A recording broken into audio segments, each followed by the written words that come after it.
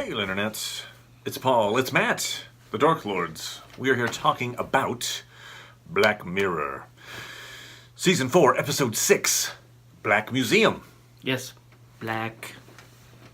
Oh, that's why we're wearing this. Yes, in honor of the final episode of the season Season of 4. Black Mirror, Black Museum. We should say, right off, the main character, Nish, I think that's her name, is played by the same actress who is going to be playing Shuri in Black Panther, which opens in a week. In a week, that's true. Okay, in a week and a half. It's all related, actually. I think that's season. All connected. It's season 5 of Black Mirror. Is called Black Panther. Yes. It's pretty cool and in depth. Yes. You gotta be in the know, catch the Easter eggs. Which there are. There's probably even more Easter eggs than I saw. Yes. Because I'm not as well versed, like looking at all the nitpicky things from all the seasons. But there were several Easter eggs in the museum from this season. One of them was the little from the USS Callister episode, the first episode, the brain download device, because it had the lollipop. Remember, that was the kid. He took it from the the guy who he hated. Oh yeah. He took his son's DNA from the lollipop and then killed his son to be like, "I'm put you in line." Well, somehow that made it into this museum. Okay.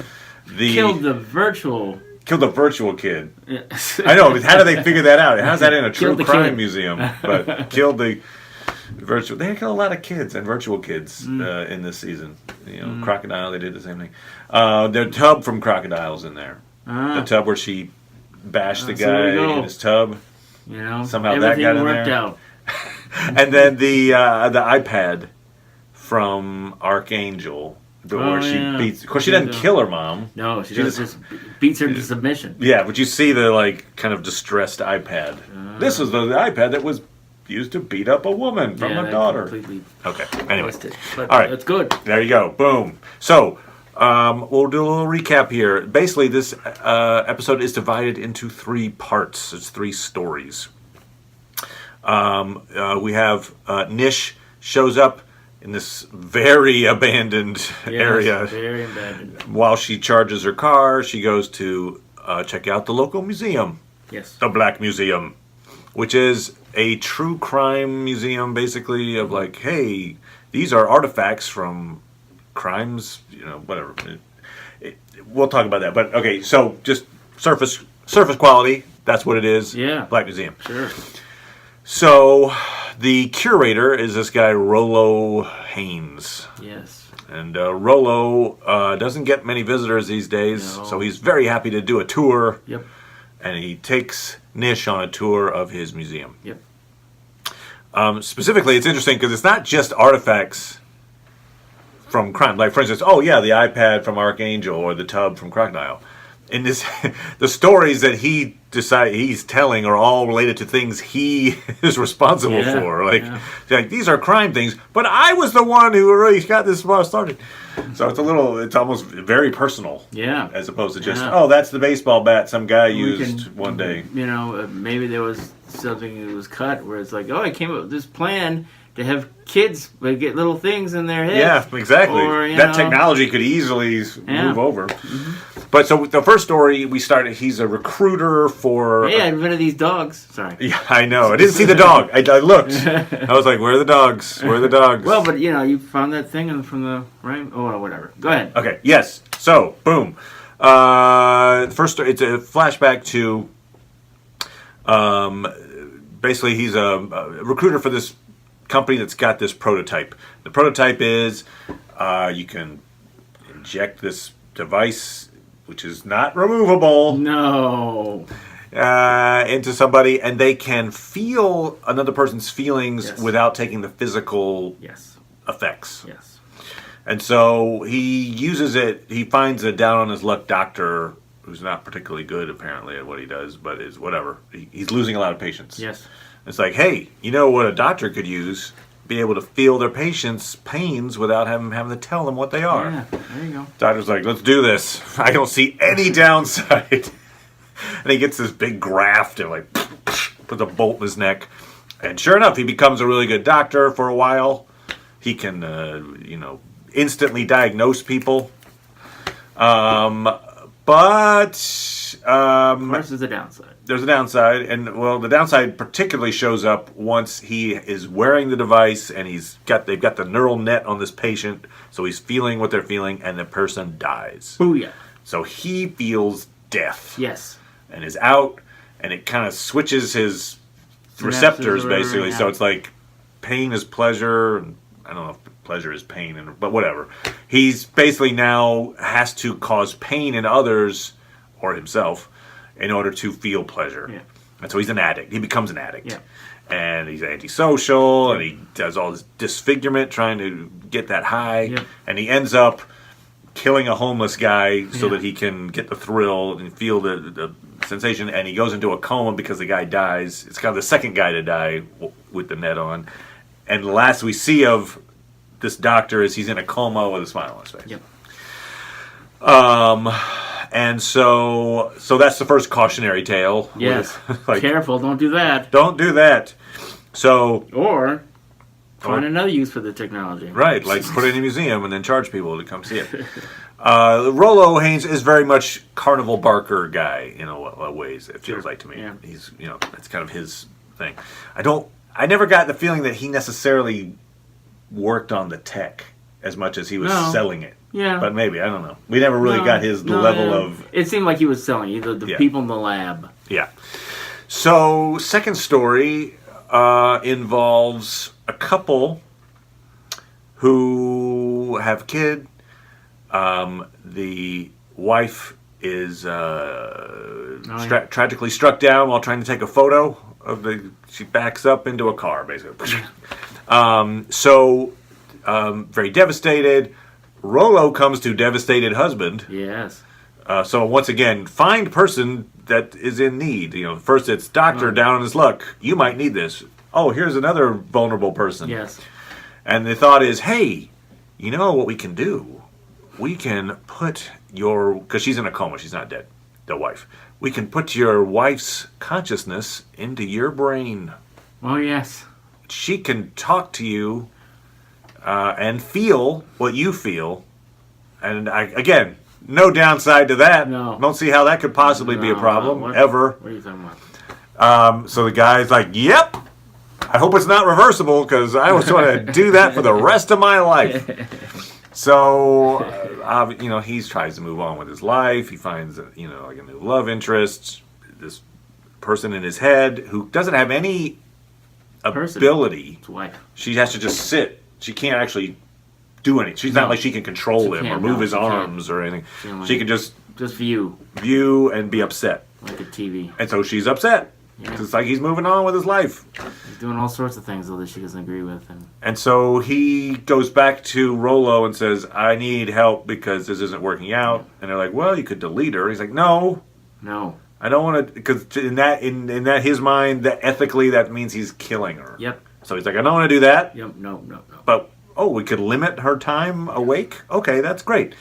So he's got a pause function, which he just starts using more and more and more and more. And it's like she goes to sleep and then wakes up and it's months later. And she's like, wait, what? It's Halloween. How did that happen? So she's justifiably upset. Yes. Anyway, it's not a good relationship. It's very dysfunctional. Right. Finally, they're like, okay, fine. Here's what we can do. We could take her consciousness, stick it into a stuffed monkey. And it'll have two things, a yes and a no button. And the yes is like, I love you. And the no is, I need a hug. And that's it. And she'll be able to see and feel, but nothing else. And your kid can play with a toy. And I do that. Again, I don't see any downside. And so, at that point, you don't really. That's true. He's like, let's do this. Out of my head? Great. So they put this woman's consciousness into this stuffed monkey.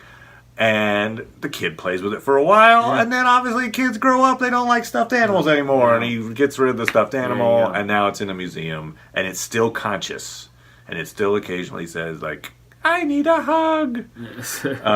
So very, very sad.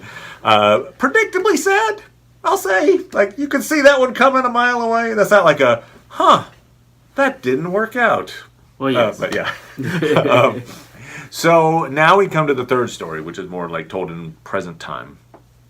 It's like, hey, this is the big exhibit. Yes. This is why I built this place, basically. Yes. Rolo, had a guy on death row sign away his Essence, his probably soul, his digital self. Digital conscious, I guess. Yeah, digital consciousness before he died, so that once he died, I get control of it.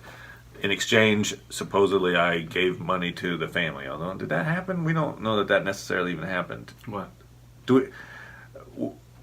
Well, okay. Anyway, theoretically, that's what happened. Hey, I gave money to his family, and in exchange, I got stuff. I'm sure. Okay.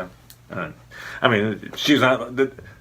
Nish is the daughter, FYI. We're spoiling stuff, and obviously, so she's not the other show. We're gonna spoil stuff. She's not like independently wealthy. She's driving an old car. Right. It's not like. So I'm not saying she didn't get money, but maybe there wasn't a giant windfall. No. Okay, but all right. So he had to get the permission. Yeah. So they get after this guy is executed, and there's. We hear lots of reasons why perhaps he was wrongfully accused. Yes. We can make the assumption he was wrongfully accused. So he's executed. He's an electric chair. This Rolo puts his digital copy into a cell in his museum, and then charges people to come electrocute this guy over and over again. Yes. And then they can also get a digital download of this guy in agony for like a keychain. Yep. But apparently it's an actual copy. It's not just like it's his actual consciousness. Is what he says that very specifically. Like it's not just some old a video replay. No. It's his actual consciousness in pain forever in your keychain. I forgot that detail. Yeah. So there's got a ton of those scattered across. Again, but it's been a while. But yeah. Oh yeah. So yeah, they basically make this guy a horribly evil guy, Rolo, and this is where the tables get turned. Yes. The whole time we find out Nish had turned the heating or the air conditioning off in the museum, and so it's really hot. It's in the desert. Yep. He's like, "Oh, I'm really thirsty." She gives him water. The water is poisoned. Basically, he's he's dying. She reveals all to him, her revenge plot, and also she's trying to save the digital copy of her dad. Yes, so that's her dad. It's a saving my dad plot and a revenge plot. Yes. So if you keep the electric chair on for longer than 15 seconds, it overloads the system, and it'll kill him, which will set him free. Yep, set him free. So that's what she does. She's like. Kills him, but she sets him free. And then basically she puts. How does she end up killing does she put Rolo in the electric chair? Is that what happened? Yeah. So she puts Rolo in, and then ends up getting a. That's what she does. She puts Rolo into the digital consciousness of her dead dad. Yes. So he's sitting in the chair, unable to do anything, inside the mind of a digital version of the wrongfully accused guy. So he feels what the convict feels, which is this electric chair, and then she gets the little souvenir of Rolo screaming in pain for eternity. She grabs the stuffed monkey. Yes. And she leaves the museum. It overloads. Puts a short into the system. Yeah. It's going to burn up. Basically, it's burning up as she drives away. And then the last little bit is we see that she had the procedure to put because her mom committed suicide out of sadness for this guy being put in this museum. Yes. She made a big protest, and that's actually what shut the museum down. More or less kept people away. Yeah. So it's not functional particularly. So it was effective, but she was so distraught that she committed suicide. So committed suicide? I mean, I almost think she'd have to be in a coma too, but whatever. Somehow dead / comatose mom is in the mind of the daughter. Yep. Sharing And so space. far, they're having a good time with it. Yeah, well, it's certainly better than this intersexual placing right, of minds. right. But this, I mean, I can see there's going to be some problems eventually where mom and daughter are Well, she can hanging put her out. to sleep. Whoop. Yeah, I'm sure the mom will be really happy with that. I'm going to be with my husband You're now. gonna go Okay. there, yep. You know how moms are. They're just happy to come out. They are. They're happy to come out whenever you need birthdays. them. Yeah. Not That's when right. they need you. No, that's what ever. parents. That's what they sign up for. Then they also do the refrain on her car stereo is always something that remind me. It's a remake. I actually had the tape of the original Naked Eyes version. I assume they were the first ones to do that. Maybe they weren't. If they didn't, then it was their cover. But whatever. I had the Naked Eyes version of Always Something to Remind Me. Obviously, that the lyrics are pretty on the nose. Yes. In fact, there's the one. What is the line? Always Something to Remind Me. I was there to love you. I will never be free. You'll always be a part of me. Yeah. So it's the same as she hangs a little bauble of this guy going "Bah!" on her rearview mirror. Okay, there you go. That is the recap. What are your thoughts, sir? So, I mean, I feel like he was comically bad. He was a comically evil villain. Yeah, and so he was a little. I mean, I think he played it well, but it was a little two-dimensional. So it was like, and some of that, situations. It was, like the guy with the addiction. It was like, oh my God, you're a doctor. Could you not just tell somebody or it's just he went so crazy for it's like okay, clearly you're setting up this story to really be bad without having to any subtlety. So everybody is like, oh, here's the dumb plan, I'll do it, and also I'll suffer the worst you can suffer. Yeah, I will turn into a monster. Yeah. So, that was a little, but I'm glad it ended happily where she got her revenge.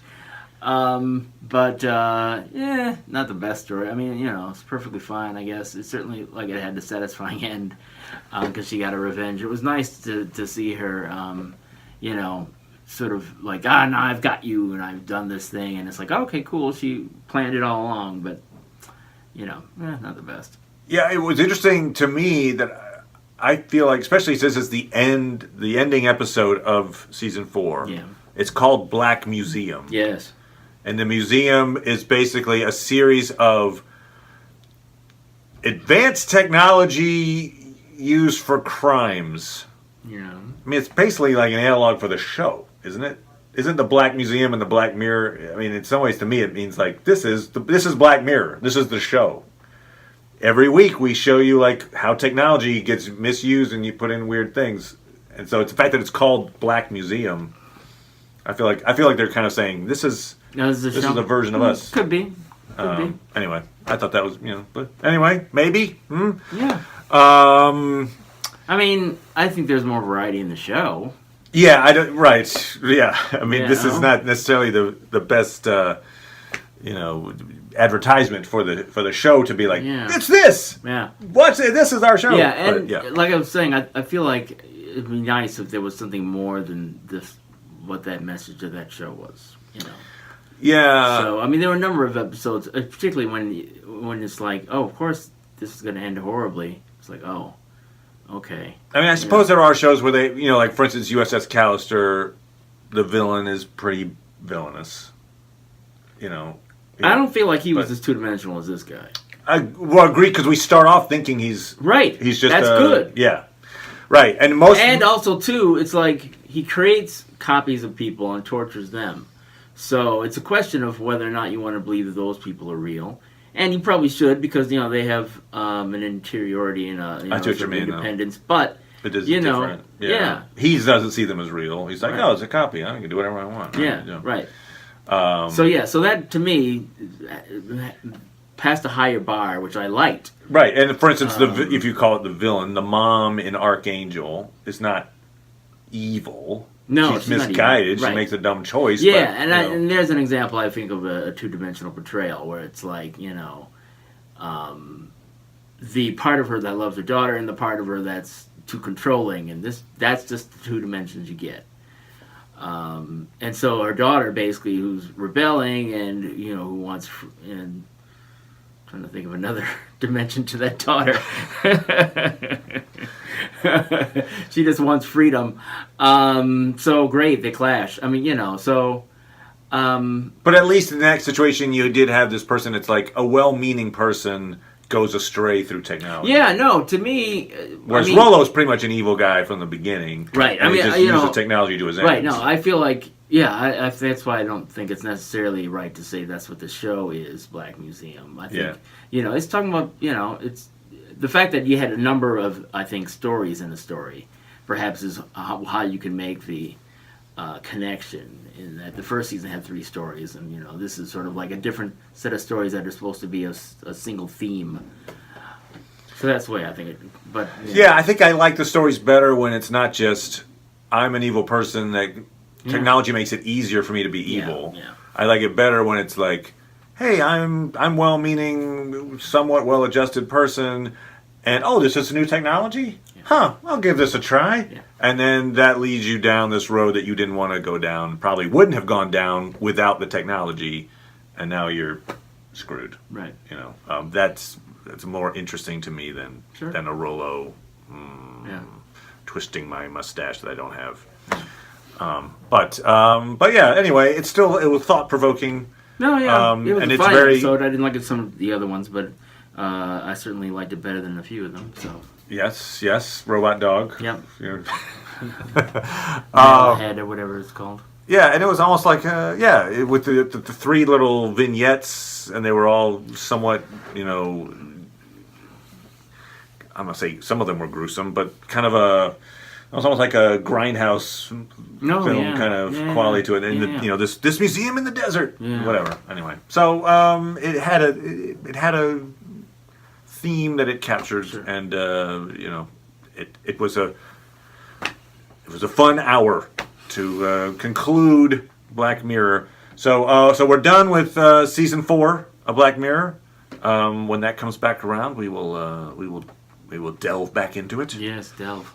But for now, we are still coming up on the season finale of Star Trek Discovery. Yes. Much to happen in that. Yes. And Counterpart is still doing its thing as well. So we'll be doing those and many other things. Yes. And I did actually record a Dorks on Sports with my good friend Danny. I got to edit it because it's like an hour long. But that'll be coming up at some point as well. So thank you, everybody. Subscribe if you want to get cool info about future videos. And otherwise, make some comments and we'll comment back. Wearing black in memorial for the ending of the season. Yes. Black Mirror, everybody. Bye.